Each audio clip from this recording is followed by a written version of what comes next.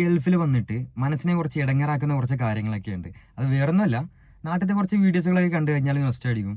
പിന്നെ ചെക്കന്മാരൊക്കെ ഒപ്പിച്ചുള്ള രാത്രിയുള്ള കറക്കം, പിന്നെ ട്രിപ്പ് പോകല്, പിന്നെ കടൽ കുളിക്കാൻ പോകല്, ഇങ്ങനത്തെ കുറച്ച് കാര്യങ്ങളൊക്കെ ആയിരുന്നു.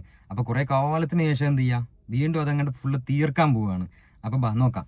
നൗഫൽക്ക എത്തി നല്ല ചിരിയോടെ തന്നെ സ്വാഗതം ചെയ്തു. കേറി ഇരുന്നപ്പോ തന്നെ ആലോചിച്ചു, പടച്ചോനെ എവിടെയും പോസ്റ്റ് ആക്കല്ലേന്ന്. പോയി എത്തിയപ്പോ തന്നെ നൗഫൽക്കാക്ക് ഒരു പോസ്റ്റും കിട്ടി. കുറച്ചു നേരം തന്നെ നിന്നപ്പോ ആദ്യം തന്നെ എത്തിയത് അജിയാണ്. പിന്നെ എന്നാ റൂമിൽ പോവാന്ന് വെച്ച് റൂമിൽ പോയപ്പോഴാണ് കണ്ടത് അജിക്കാണെങ്കിൽ ഇവിടെ ഒരു കുട്ടിയുണ്ട്. ഇവന്റെ ഒരു പ്രത്യേകത വെച്ചാൽ അജീന്റെ അടുത്തേക്ക് അല്ലാതെ വേറൊരാളുടെ അടുത്തേക്ക് ഇവൻ പോകും. അജീന്റെ ഡ്യൂട്ടി കഴിഞ്ഞാൽ വാതിക്കൽ തന്നെ ഇവനും ഉണ്ടാവും. അജി ആണെങ്കിൽ ഇവൻ അങ്ങനെ കൊണ്ട് നടക്കുന്നുണ്ട്. അങ്ങനെ റൂമിൽ നിന്ന് വണ്ടി എടുത്ത് ഇറങ്ങി പോകുമ്പോഴാണ് ആലോചിച്ചത് മെയിനെ കൂട്ടിയില്ല. അങ്ങനെ മെയിനെയും കൂട്ടി ഞങ്ങള് നേരെ ബീച്ചിലേക്ക്.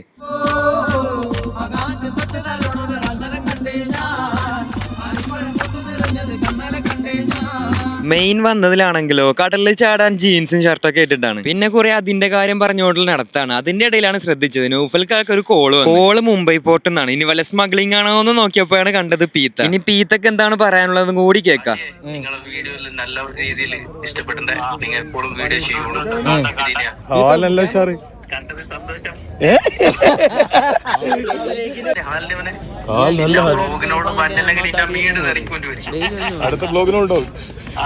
അങ്ങനെ പീത്തയുടെ ഒരു ബായും പറഞ്ഞ് കടലിലേക്ക് ഇറങ്ങാൻ വേണ്ടി നോക്കിയപ്പോഴാണ് ശ്രദ്ധിച്ചത് ഒരു ബോള് കിട്ടിക്കഴിഞ്ഞാല് പിന്നെ അജിക്ക് മെയിൻ ആയിരിക്കാൻ പറ്റൂല. പണ്ട് നാട്ടിലുള്ളപ്പോ പിടുത്തം വിട്ട ഗോളൊക്കെ അടിച്ചിട്ടുണ്ടെന്നാണ് ഓൻ പറയുന്നത്. പിന്നെ അഫ്സൽ സാറിന്റെ പെർഫോമൻസ് ഒക്കെ കണ്ടപ്പോ ഓൻ നേരെ പോയി കടലിൽ ചാടി. പിന്നെ കുളിയും കഴിഞ്ഞ് പോകുന്ന വഴിക്കാണ് അഫ്സൽ സാറിന്റെ ഒരു പാട്ട്.